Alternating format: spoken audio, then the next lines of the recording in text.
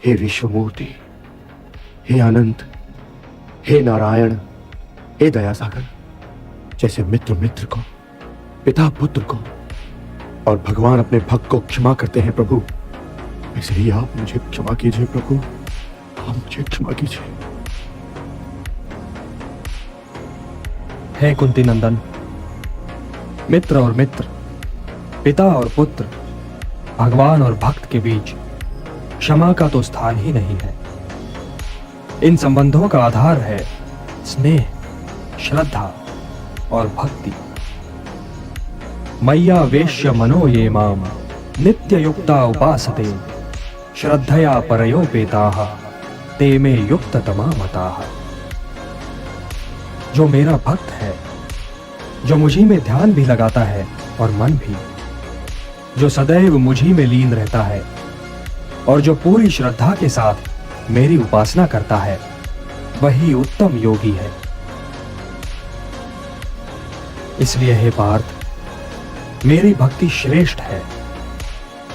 जो भक्त हैं वे ही संसार में नहीं उलझते, क्योंकि हे पार्थ, ऊर्ध्वमूलम अधः शाखम अश्वत्थम प्राहुरव्ययम छंदांसि यस्य पर्णानि यस्तम वेद सवेदविद।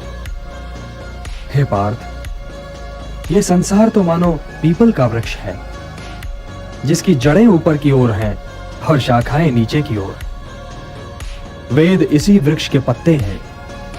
जो ये जानता है वो ये समझो पार्थ कि वेदों का अर्थ भी जानता है।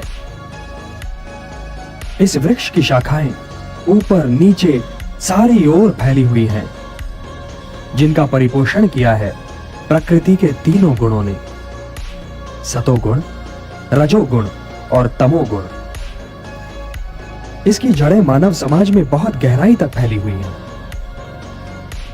इस वृक्ष के वास्तविक रूप की अनुभूति इस संसार में संभव नहीं पार्थ, क्योंकि ये तो कोई देख ही नहीं सकता कि इस वृक्ष का आदि, अंत और आधार क्या और कहां है।